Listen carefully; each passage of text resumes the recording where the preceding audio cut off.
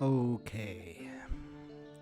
I started this one out by talking about Richard Nixon and how, well, I heard once that he practiced his speeches silently in the Oval Office, walking around in circles and saying them to himself, but not really speaking them, so that the first time he gave the speech in public would be the first time that speech was spoken aloud. Sounds curious. That's what I'm trying to do here. This is actually the second time that I'm trying to do this one. Let's see how it goes.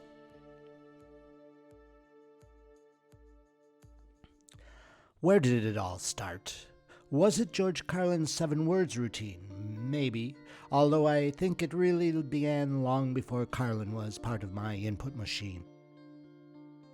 Perhaps it was in my sophomore year, when I got the part of Dr. Armstrong in 10 Little Indians, when I had the chance to shout with frustration, "Will you please stop your damnable shouting and fighting?"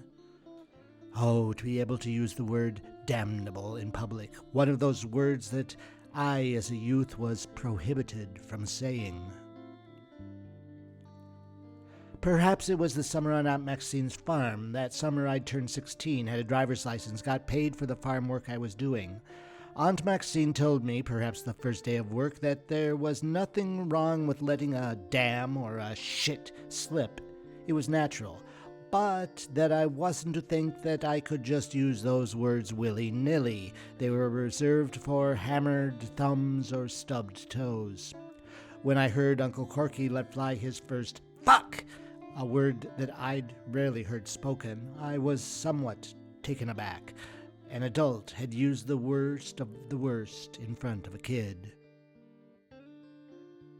Today, at least, it began with Davos. It began with the Prime Minister of Canada talking about living in compliance with the lie. It began with the symbol of the sign in the greengrocer's shop, the sign that every shop put in the window, the sign that let the eyes and ears of the powerful know that the powerless were abiding by whatever lie the sign displayed.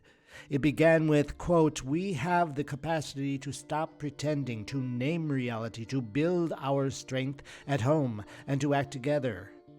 And, quote, "What does it mean for middle powers to live the truth? Well, first it means naming reality. We, Canada, have a recognition of what's happening and a determination to act accordingly. We understand that this rupture calls for more than adaptation. It calls for honesty about the world as it is. We are taking the sign out of the window." Or perhaps it actually began yesterday evening as I turned from editing a story to reading a story by a fellow trailing edger. The story I read was called The Briefing Room, and told the tale of journalists finally having a heartfelt reaction to a ridiculous changing of the words of a narrative. Quote, "The president did not throw his lunch, he placed it down firmly." Throw becomes place it down firmly.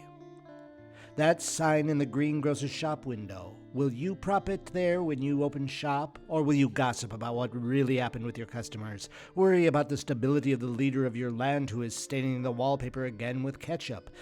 The sign means you don't have to do anything, don't have to think anything, don't have to opine anything. The gossip might mean you have to think, analyze, come to some kind of personal conclusion about what really happened. Throw or place it down firmly. And then, as I continue my morning limited browse through the snippets on the Blue Sky platform, I am treated with this comment. Quote, "I wish people would stop spelling rape R*PE, dead as unalive, assaulted as A*SAULTED. Those are weasel words that dilute the importance, the impact of the real words. Face the truth head on." Which, of course, made me think about an almost lifelong pet peeve about the print press using symbols, that is, punctuation marks, to replace letters in those words to avoid actually spelling out the word. You know which ones I'm talking about. F arroba hashtag K instead of the clean, clear F-U-C-K that we all know is behind those marks? Why pretend it's not the word it is when it's obvious that it is the word that it is? Which, of course, led me to 2 recent episodes here on You're Listening to Radio Revel, in which I spoke about my use of suicide as a way to kill off characters in my fiction. I'm like that blue sky poster. I get kind of peeved when I'm looking at a YouTube video and the words are bleeped or spelled with punctuation marks replacing letters, or there's a strange silent spots where words should be and I'm forced to fill in the blank thanks to the context. And I wondered if my use of the word suicide would get me banned from YouTube because there's some list of prohibited words on the platform that I'm not aware of. You know, like that list of words, the banned word list, words that seem to offend the Emperor's sensibility. So I checked. Turned out that those creators on YouTube are avoiding using those words because advertisers don't want to be associated with certain words, or rather the various concepts or difficult discussions the use of any of those words might bring about. The critical thought needed to realize that a person committing suicide in a work of fiction is not necessarily the glorification or animation to commit suicide. Come on, let's not be Tipper Gore, not in this day and age. Advertisers, then, are encouraging the self-censoring. What a surprise. Follow the money. Then I remembered just the other day another guy I kind of follow on YouTube, Richard J. Murphy. Well, he comes out and calls Trump evil as part of a message for the need to begin calling a spade a spade. Looking for that video link just now to link, I see a new video of his. Quote, "Delay now is a strategic failure, and our leaders need to get their heads around this. In response, we need 3 things. First, we need clarity. Second, we need naming. And third, we need countermeasures." What I'm seeing is akin to what we've heard so often from the knumb-skulls who hang the Trump sign in their shop windows. He tells it like it is. That is actually what is being called for. That is a noble stance. We want our leaders to tell us how things really are. We don't want spin, we don't want platitudes, we want facts, information upon which we as individuals may act. The pity is that Trump and those that surround Trump only seem to be telling it like it is, and those who blindly believe the lies were bereft of the concept of critical thinking long enough ago to not even realize they don't know how. They don't put on their thinking caps. They put on the red MAGA cap and let the sign do the thinking. This is actually something that brings me a little bit of hope, though it is a very cautious hope, a hope that I do not indulge in, only allow to shine when I am doing the restricted to 15 minutes doom scrolling with my morning coffee. More and more people are now saying that they want the facts, what has happened, who is responsible, and what the consequences will be, without the dramatic music, without the round-table opinion fests, without the self-interested self-censorship. Here's my proposal. We all know that it is against the law to lie in certain situations. Those that come to mind are lie to the police, lie when under oath in court, lie to the FBI, lie to Congress. There's that word, perjury, that carries with it the weight of the law. Lie and there will be consequences, legal ones that may include fines or even the loss of liberty. Read jail time. So at some point in time it was agreed that telling a lie in certain situations is unacceptable, but do you notice that that unacceptability is one-sided, right? There are only consequences when the individual lies to the authority figure. For example, the police are allowed to lie to people during interrogations. Politicians are actually expected to lie to the people they are trying to convince to vote for them. And once elected, those same politicians continue to lie to cover up for the lies that they told to get the job in the first place when they do not follow through on those lies. Your boss can lie to you in order to get you to work more hours. You can lie to a client in order to make that sale. It all filters down, and yet, who does the child lie to. My proposal, then, make falsehood a crime. It doesn't have to be a criminal crime. It can be a misdemeanor. It can even be just a civil matter.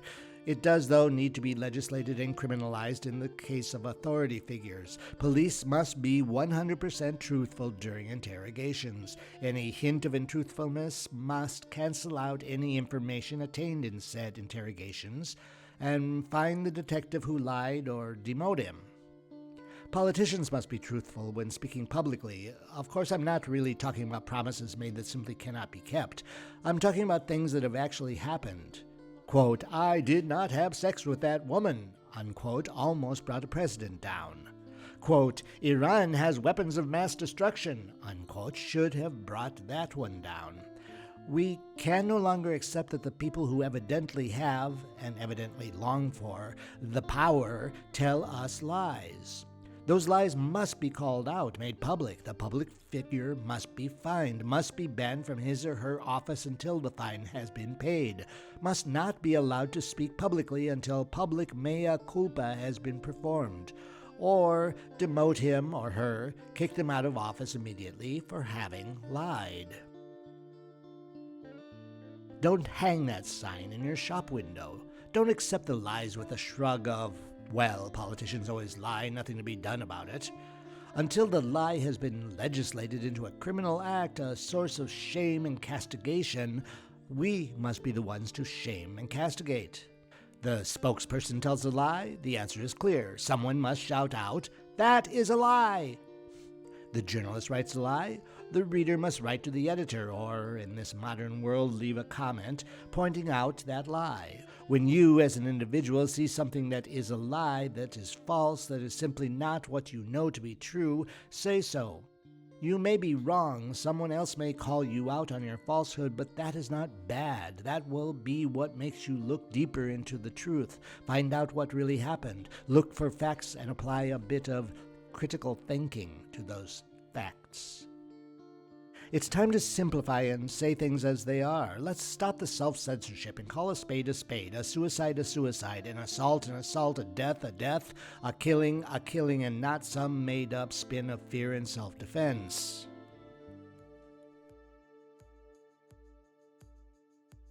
Didn't I say I wasn't consuming shit show shit? Well, I'm getting better at it. It wasn't something I was going to do cold turkey, but it's really down to about 15 minutes a day. Got too many other kind and beautiful things to draw my attention to spend them on. Donald Trump and the crappy world leaders who continue to wipe his ass as they kiss it daily. Ugh, just not something to spend one's time on. We'll see how Davos plays out over the next couple of days. Cheers.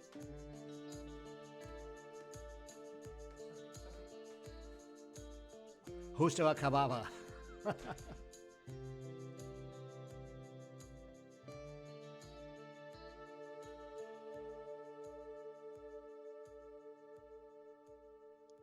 You're listening to Radio Revel. Listen, like, subscribe, and share.